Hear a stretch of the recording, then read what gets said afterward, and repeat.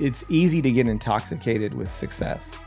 Like, and that's not a music business thing. That's an anything. Like, Yeah. if your church is really great at launching campuses, and you can become intoxicated with launching campuses and start doing that for the wrong reasons. It has nothing to do with streams or secular versus sacred. It has to do with protection of your heart. Because if you are going to trust God to make it happen, then you have to trust God when it doesn't happen the way that you planned on it happening, or the way you thought it would happen, or to the level of perceived success that you thought you would have.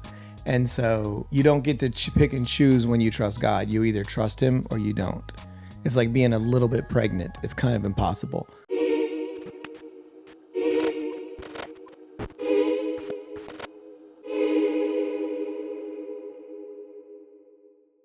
Welcome back to another episode of Protect the Altar podcast. And as you can see today, we have a little different setup because we have a very special guest on the podcast today. None other than the Harmony Group, Stephen Brewster. Stephen, welcome to the podcast. We're so excited to have you. Hi, how you guys doing? We are doing great, and we are so excited to have you because we have firsthand knowledge of your wisdom, your expertise, and also your anointing. Low key, people overlook that. You are definitely anointed for this industry and this time, and you've been a super, super blessing for North Palm Worship. We love the Harmony Group. And so today the title of today's podcast is When Calling Meets Platform, because Okay. a lot of times people's callings don't take them to the platform. It takes them outside the platform. It takes them into all different realms of society, whether it's business or whether it's education, it could be whatever. But you're working with people who are actually called to the platform and to be in front of people and upfront, and a lot of times there's tension between industry and ministry. And what I love about Mm-hmm. you is they're not mutually exclusive in your mind. You navigate both so well. And so we want to pick apart your brain and how you do that, because there's a lot of people in ministry who are also called to the industry and vice versa. And how do they navigate those things? And so the first question I have for you Okay. is, when people hear industry versus ministry, what are they usually misunderstanding from the start? It's a great question. So, I mean, I think they're probably misunderstanding that what the industry is. Because the industry can be ministry. If you don't get caught up in all of the hype and all of the facade and all of the ego that surrounds a industry, then really what it is a tool, and it's an amplifier, and it can help your ministry, which is songs. We believe songs are missionaries and discipleship tools. It can amplify those things and get them further away from your church than you're capable of doing on your own. And so a lot of times I think people misunderstand the ability that the industry has to be a resource. But then simultaneously, I don't even like calling it an industry, because like that is like cold and heartless. And all of the people that I work with have a heart, and most of them love the Lord. And they want, like, they're doing this for the right reasons, you know. Right. There's so much of this like facade of like how like dark and untrustworthy the music business is. And the reality is that's true of any business. I mean, there's churches that operate that way. And so I think it's easy to vilify an industry when there's not names and people and emotions and relationships attached to it. And so that's easier to do. No one's going to vilify ministry unless the ministry hurts you. So, That's really good. So, from your experience, a lot of people may not know this, but you have been in ministry and you've hmm also been a part of the music industry. So, you have a hmm very interesting perspective where you're able to see both worlds and navigate both. And it's been for decades. And you grew up on the missions field and you grew up, ministering to people. So you have all of this expertise and like knowledge that God's brought. And so, from your experience, what does the music industry offer that ministry spaces genuinely need? And then, what does ministry protect that the industry can lose? Okay. I have ADD, so you may have to remind me the second part of the question. But Okay. the first part of the answer is the industry provides data, best practices, and focused effort and muscle around a specific part of your ministry. There's so much nuance in it, and the evolution of how people interact with in the music side, like to get music away from your church, to steward that gift that God's given your church and that calling that's on your church. In order to steward that, it takes a lot of really refined nuance in order to be able to do it well. And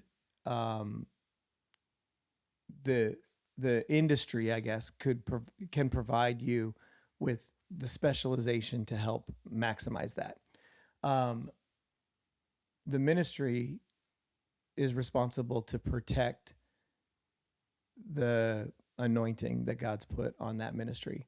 And so you have to protect the worship leaders and keep them in the right place, keep their head in the right place, keep their heart in the right place.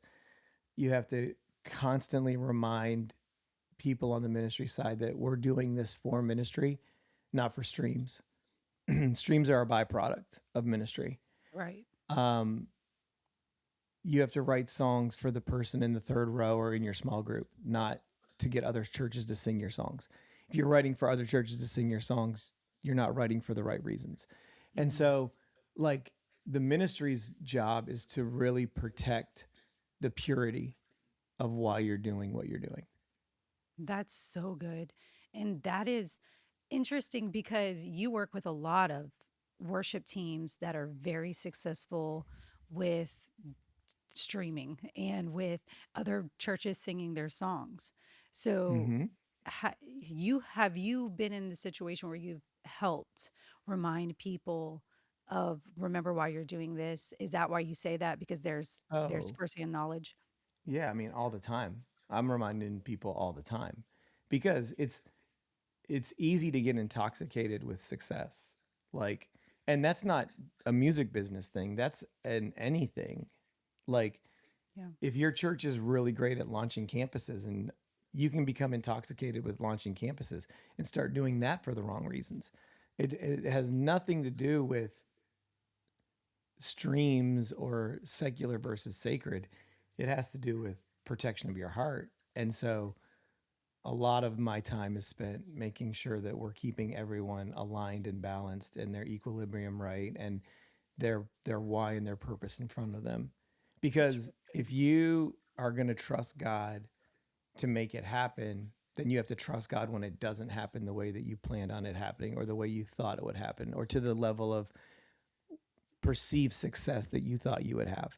And so you don't get to pick and choose when you trust God. You either trust him or you don't. It's like being a little bit pregnant. It's kind of impossible.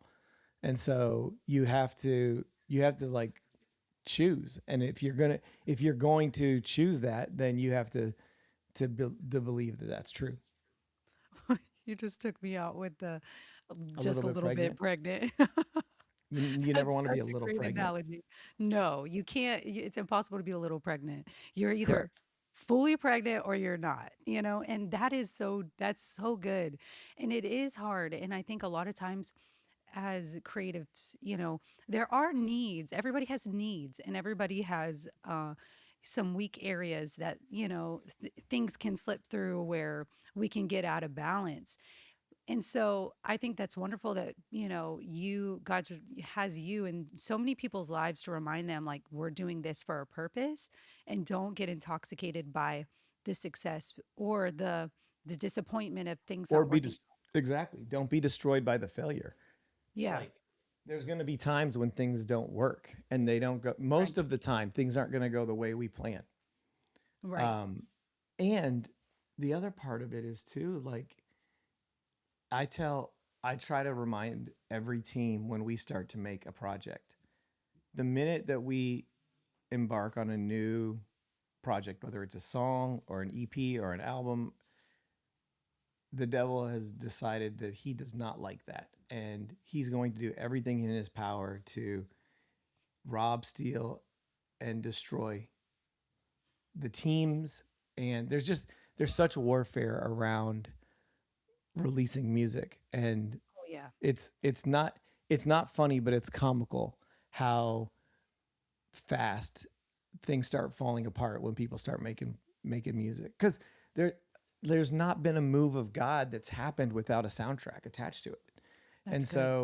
so the devil knows that once you mobilize the creatives, the prophetic is then engaged, and now something's going to happen, and he hates that, so he would like to end that before it even gets started. That's so good. That is so good. And the warfare, that is so true. And not giving up and believing like any lies of the enemy, like God's forsaken you. It's like, no, this is just a part of it. This is It's just just a part part. of it. It's just part of it. So, going through this the last 2 decades or so or more, have Whoa, you whoa, personally? whoa. How let's back off of this decade thing, okay? The last I'm three so months, sorry. yes. Well, you can't be an expert if you've only been doing it for 3 months. You You never have to know. be. You never. Well, some worship leaders. I'm just kidding. I mean, Okay. exactly. Have you personally wrestled with feeling like you had to choose between industry and ministry? And then what did God show you in that tension? Um, so when I worked at the church, I thought that was forever. And so I did not have aspirations to do this. Um, and so I think I really, really wrestled for the first, we've been doing this for like 8 years. And so I probably wrestled for the first 5 years with, is this ministry? Like, am I still doing ministry or am I not? And through some mentors and a lot of therapy, I think I figured out that, like, I found the lane of this that is ministry. And I think that we all are called to ministry. It doesn't mean that we're all called to vocational ministry. And and so a lot of it took a long time to get comfortable with, this is it. But now that I've like been able to put it in the right box, um, I think I do more ministry today than I did when I was a pastor at a church, honestly. Yeah. And with a very unique group of people, because I'm doing it with worship pastors and worship teams that typically don't have a place to go. Like, in their community, they don't have a peer because they're the church that's succeeding, and they can't really talk to their team about what they're going through, and if they talk to their pastor, it might cost them their job. And so Mm. um so yeah, now we are in a place where we do a lot more ministry than I think we ever did before. That is so good. And it's so interesting because it's almost like you had to like go down this road that you've never gone down before. Everybody says you're either one or the other, but we need business in order to fund ministry, and we need, ministry to even have purpose in, advancing the kingdom. So it's just like this really weird tension where we need both things, but it's just we make it weird. But it's like God, you have this anointing to pastor people, whether you like that or not. You're so pastoral. You love the creative people and you're able to just like bring the best out of them. But it's so difficult whenever you're used to the vocational thing, but then God's calling you into this whole, another industry to pastor them. So Right. that's interesting that you say you're doing more ministry now than you did in vocational ministry, because that makes total sense, because you're being used so well by the Lord because there's a need. And Yeah. there might be other people who God calls them out to do something that looks a little bit unconventional, or and the impact is really incredible. Yeah. And so, but when you're navigating all of that, there's a lot of ambition, and even like worship leaders who have desires, to release music, to be a part of the industry, to be an artist. So how would you help us discern the difference between healthy ambition, and true calling, especially when both can be present Healthy ambition and versus true true? calling. Um, well, I think healthy ambition and true calling both can exist together if it's healthy ambition. If it's unhealthy ambition, that's what's typically the anti to calling. The probably the baseline answer to that question is what is the result that you're hoping for, and then why do you hope that that's the result that you get? And the reality is a lot of people won't be truthful with themselves about that answer, right? And so for me, I can smell it from like a mile away. Like I know in the first two or three conversations with a worship team what their motivation is. And To and make then them know I you. right, well then they're going to be sadly disappointed. Um but like is it is writing and releasing worship music their pathway to the rock star dream that they thought died in their garage when their band wasn't very good, or are they doing it because they want to write the ministry of their church? And you can tell the difference. And people think they're sly, like they think that they're covert about it, but the reality is it's like a neon sign. And people tell on themselves so quick and they don't even realize it. And so um, I would say the real issue is unhealthy ambition versus true calling, because unhealthy ambition will deteriorate your true calling, and it'll pervert it, and it'll jack it up. That's really good. That's really good. Okay, so practically, what does it look like to engage marketing, branding, and growth without compromising your spiritual foundation? Because this is where the worlds meet. Mm. Well, again, it's motivation. Why are you marketing? Like, if you're marketing to be famous or to generate streams, then that's probably the wrong reason, and it's gonna mess up your stuff. If you're marketing because you believe that God's given you something to say and you just want to get it in front of as many people as possible, that's that's good. I mean, that's Jesus got on a boat and went out into the water so that he could speak to more of the people. In essence, the boat was marketing. And so there's nothing wrong with marketing inherently, but there's definitely something wrong with your motivation. There can be something wrong with your motivation in marketing.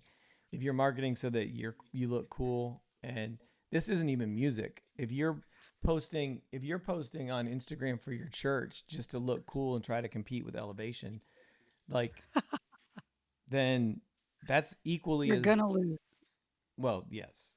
You don't have a chance. They're the Lakers in your junior high basketball team.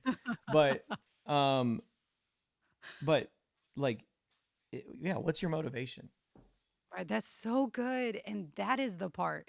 That's the part that like a lot of people aren't being we're not being honest with ourselves like you said earlier. It can be really hard to be honest with ourselves about like why are we doing what we're doing? And then if we're doing it to fulfill like a need that we've had since childhood because our dad overlooked us or our mom overlooked us, and we're trying to meet that need through clicks and branding and likes and, streams, or even worship leading, like for Yeah. people to notice us on the platform, like that, those are things that are the enemy's going to use against us. And then Well, we yeah, we're all broken. We all have stuff that messed us up when we were kids that still affects us today. And so I was literally just talking to a guy last night about this. I was like, what you're looking to fill that void, no one is capable of giving you. And so you're going to continuously live chasing someone to fill that void. And every time they do, you're going to discredit why they filled the void anyway. And you're basically putting a mask over your brokenness. And it never heals behind a mask. It That's heals in front that's of a counselor and the Holy Spirit and relationships. That's right. That's right. And there were things that even in my life, like whenever I had to deal with trauma, unresolved trauma from childhood of losing my brother and friend, that I had to deal as an adult so that I could be healthy. And like, Yeah. if you walk into the music industry unhealthy, it's like you're just like this big old cup that needs everybody to fill you constantly. And no one wants to do that. No, people But what's need funny is the brokenness is usually what makes you really good at it. And so, yes, like the because then you best become used. artists, yeah, the best artists are are are great because they're able to access something that normal people aren't willing to access. Yeah, And and so you even have to be careful that your brokenness doesn't become your badge. And instead of healing it, you just use it. Like there's nothing yeah, wrong with using it, but there's something wrong with using it if you don't ever heal it. that's right. That's right. And that's what I've seen. And it can get you places when it's unresolved, but then you can't stay in those places because it's unresolved. You're going to crumble. For worship leaders or Yes. artists, they're trying to navigate ministry and industry. What rhythms or anchors have helped you stay grounded and faithful? What are those rhythm and anchors that you would recommend for them? Yeah. I mean, probably what I use to be anchored is different than what I would, because my what I do is different than what a worship pastor does. And so for a worship pastor, the very first thing I would tell them is don't pay attention to the industry. Like that's not your responsibility. Like uh, avoid it. Like don't even play with it. Don't be tempted by it. Don't even get close to the line. Just stay focused on the thing that God called you to do. Very few people that have a job leading worship in their job description was write and release music. It's always a byproduct of ministry going well. And so you can only control ministry. Well, you can't control ministry going well, but you can control your stewardship of the ministry that God's given you. And when you steward that, it has the ability to go well. And so that's your job. Avoid the industry at all costs. Let it come to you. Let it support what you're doing, but never deviate from the reason you started writing worship songs and leading worship songs and singing to Jesus in your bedroom. Like, go back to that. Keep going back to that. That is incredible. That is exactly what every one of us need to hear because at the end of the day, there are so many measuring tools in the industry to say, are you measuring up? Are you doing good enough? And it's like, what does the Lord say? Yes. And are you being faithful to the Lord? But it's so you're in an interesting position because you can actually be the person who does all of the data and like look your team look at all of the back end stuff and encourage the worship teams without the worship teams having to go and do all of that and they could just focus on the ministry part of it. So it's Yep. very interesting because you actually relieve some of that pressure from the worship leaders having to you know let me check out which song's doing the best and let's write another song just like that song and Right. Right. if that makes And sense. don't write that song. Go write your song. Exactly. Um, so yeah, if you're not writing your song and you're just recreating somebody else's song, it's basically karaoke. And so like don't we don't need that. Like worship is a little bit weird anyway. Like it's 9 o'clock in the morning on a Sunday, and we're asking people to sing songs they've never heard before about weird subject matter like blood and oceans and things like that. And then like if I'm a worship leader, my job is to like figure out how do I make this not weird, or how do I make people comfortable with the weird? Because sometimes the weird is where the beauty is. It's good, but yeah, focus your energy on like hear from God about why this song is important. Yeah, that's really, really good. That's really good. Well, that concludes this first segment Okay, where we talk we made about it all. through the first We segment. made it. We made it through the first segment. Now, here's the next segment. It's praise or pass, where we're going to get you Okay. to react to a viral video on the internet Mm-hmm. and see if you would praise or pass it. And so the problem we've had is that you know a lot of these worship leaders that have failed or perceived to fail. And Correct.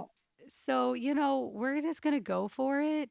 Let's just go And for it. hopefully nobody is offended. Hold on, hold on, hold on. Can you cut the tracks?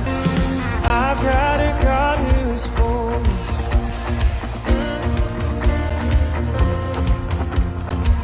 Alright, hold on, hold on, hold on. Can you cut the tracks? Hey, we don't have any lyrics. This is a brand new song. I learned it a little bit this week, but as soon as you get up here, all the lyrics go out your mind. So we need to get the lyrics rocking, because we ain't gonna sing this one if we ain't got none. Trust me, trust me. I promise I practice, but they just leave you once you get up here. Okay, I can get my phone out. Sorry, I'm not Morgan Wallen. Yeah, we'll start this song too. God, we love you. We're gonna praise you no matter what. In Jesus' name, amen. Come on. So do I just tell you if it's pass or Yeah, praise or praise, or pass. do I give commentary? I would love commentary, and I would love to know like why you would praise or pass it. But we're asking in the context of for other worship teams. If they Okay. were to do that, would you praise or pass that? I would praise it. Not just Tell me because I love Kelly, which I do love Kelly a lot, but I would I would praise it because it's authentic and real, and like he Mm, didn't he didn't try to like act his way through it. And I think I I don't know this, but I would suspect that he earned a lot of trust with the audience that day, and he could actually take them somewhere different because they know he's like a real person who just owned a really really awkward moment. um so yeah, I think anytime, no one remembers your best service, oh, they that's the truth. always remember your most messed up service. That is so And true. so when things go wrong, own the wrong. Like the more you own it, and that's also true in life. Like there's even been a time or two in our relationship like where something hasn't gone right and our team made a mistake, and I had to call you and just own it and be like, "Hey, we we we screwed this up, and it wasn't intentional, but it happened." And rather than trying to hide it or create an excuse, we have such a better relationship because we were willing to be honest and confront a hard thing with truth. And so anytime that you do that, you win. And so, I That's mean, it would good. be pretty disingenuous for the worship leader to act like they know the song when they're trying to lead somebody through it. You know what I mean? Like, They don't even know the next word. That's and hilarious. Kelly definitely didn't know that song, so there's no way he could have even pretended he got through it. Like, my guy was, he was drowning. He said, he said, I practiced it a little bit this week. I learned a little bit this week. He said, I'm no Morgan Wallen. I mean, my guy. Kelly Robertson is one of the best people in the world. one of the most creative people in the world for sure. So Well, he was very creative with how he stopped the moment, made the comments, and then kept going. yeah. And I think you have to have a level of trust with your leadership to be able to do that. You know, I don't think if it's your first time leading, you should ever do that. Well, no, you should definitely be prepared and come in prepared. But there's going to Well, be times when things just yeah, don't go right. right. And um and if your leadership may coach you through a little bit different ways to handle that moment, but Yeah, if their coaching to you is fake it till you make it, that's probably not the best look. yeah, for sure. That for sure. And so we praise it, especially in his context that he was super authentic. Yep. And uh I think that's wonderful. I just think that it would be even better to like the lyrics had been up on the screen. Like, why aren't we Yes. talking about the lyrics person? That's the real person at Well, fault. and that's the beauty of what he did is he didn't throw the lyrics person under the bus. That's true. That's true. Because you could be super frustrated with the lyrics person. Like, what is Right. wrong with you, dude?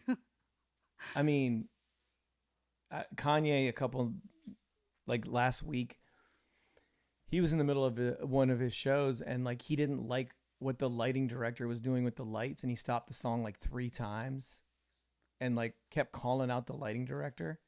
Like, first off, your lyrics person is a volunteer. They do not have to be there. They can get up and walk out. Okay. And then you have no True. lyrics for any of your songs. So then you're really cooked. So, like, the beauty of what Kelly did is he didn't throw anybody under the bus. He owned it as it was his fault that he didn't know the Exactly. lyrics, even though he knows he can rely on a confidence monitor. So I think that's actually part of the beauty of the moment. Exactly. And Joe Jonas can't remember any of his lyrics of all the songs he's ever written. Yeah, So, he has to have a exactly. confidence monitor too. So If Joe there's Jonas no, needs a confidence monitor, so do you. so do you. Exactly. So what I take from this praise or pass is we pass the lyrics person. Hard We pass. hard pass and we praise Kelly. Great We job, praise Kelly. Kelly and we coach up the lyrics person. Yeah, do better. Try And harder. why did we not catch that in run through that there were no lyrics for that song? Yeah, or like maybe there were lyrics, but it could be a system failure. Now that's happened to us before, where literally the systems are literally falling apart in the back, and the lyrics person's like trying to restart the computer, doing something Yep. really fast, And so we we've we've had to make executive decisions where the congregation didn't have lyrics, so that the worship team had the confidence monitor Ooh. because they would have to restart the entire computer. And it was like, it wasn't at a fast song, it was at a slow song. And it was like everybody was locked in singing holy. So it was like, we're not restarting. We're going to choose the confidence monitor over the congregation. Oh my gosh.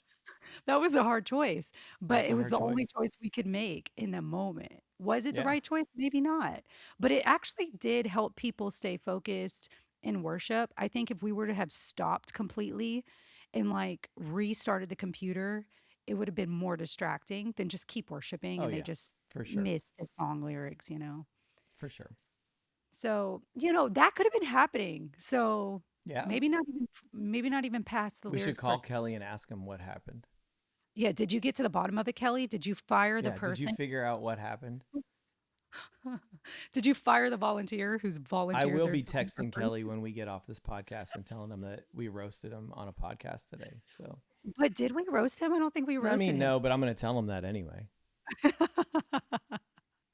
Yeah, maybe he'll tune into this episode. Tell him to like, subscribe, share. I will subscribe, share, post it on IG and TikTok. Post it. Yeah. All right. So we're going to move to our last segment, which is Okay. frequently asked questions.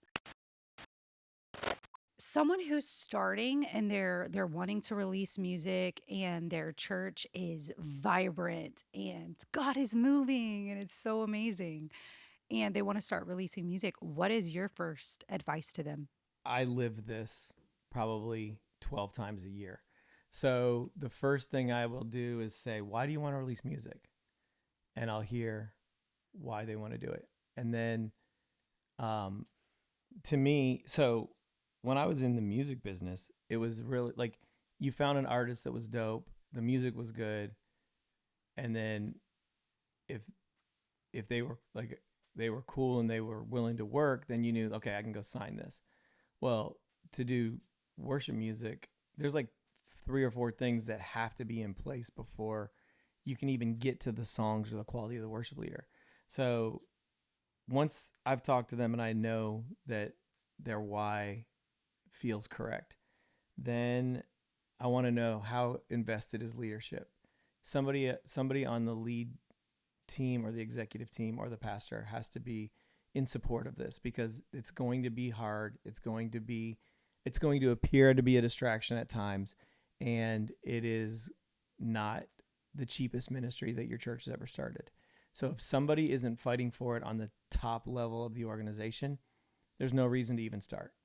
Uh, Number two, I want to talk to as many of the shareholders as possible and make sure that everybody understands that this is a ministry, not a profit generating line item in the budget.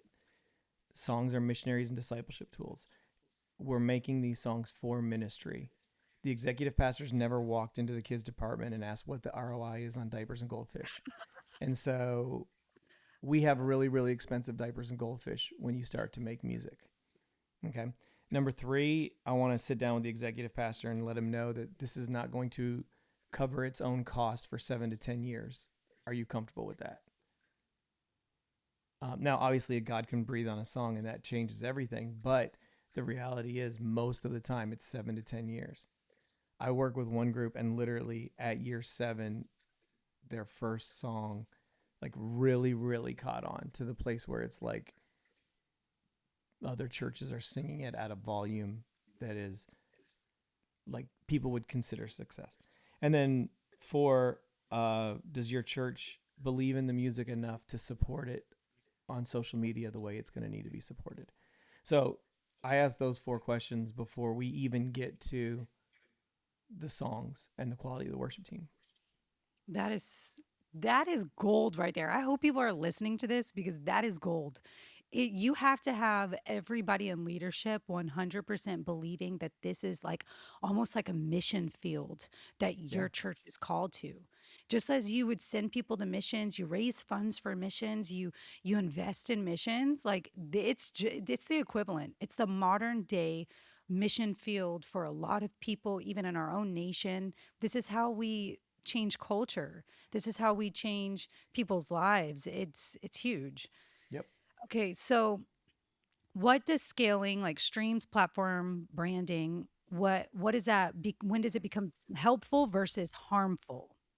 So you talked a little bit about in our previous discussion about how you really advise worship leaders just to focus on the main thing and don't get trapped in all of the data and all of the streaming and all of that stuff, and make it about something else. But when we're talking about they're growing and scaling, like how can teams discern the line though? Because they have to keep growing. They want to keep, Yeah. doing I what God's mean, called them good to do. stewardship is important, right? And so do not hesitate to to lean into good stewardship and best practices around that. It always comes back to motivation. Um, what is your motivation? Why are you doing it? Do you want more streams because you need um, your ego like stroked, or do you want more streams because you're stewarding what God's given you and you're trying your best to let as many people as possible hear these songs for the right reasons? So it's motivation's the differentiator. Oh, that's so good. All right, this is my last question, and then we will wrap this up. But I just think this is such a great question. How should worship leaders think about signing with labels, management, or distribution companies? Every worship team doesn't need a record deal. In fact, most don't. Um, More, but still not all, would benefit from a distribution deal. And then the best You management is the harmony group. well, you said that, not me, but um like the management piece, not to be self-serving, but that's a piece that helps take some of the work off of your plate so that you can stay focused on being a pastor. And so that's probably more accessible for everyone. But you should allow God's favor on what you're doing to open those doors and not try to push those doors open. And so, if your music's doing really, really well, people are going to start reaching out to you.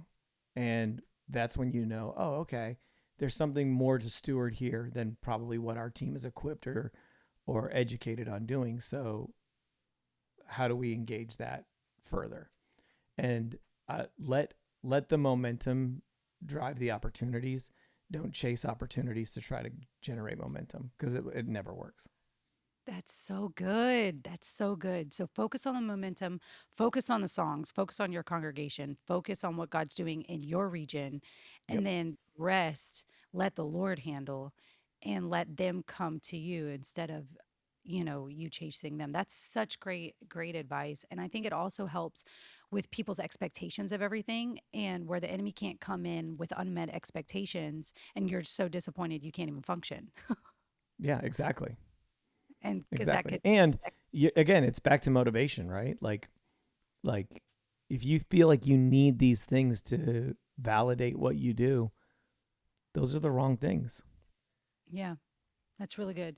Well, thank you so much for coming on the podcast. Oh, And thank you for having me. It was awesome. this has been so exciting and helpful and also funny. You're hilarious. I love all your little side comments. And so we They're hope that snarky sometimes, but they're the best. So we hope that you guys have enjoyed this podcast, and we hope that you will join us next week for the next episode of Protect the Altar podcast.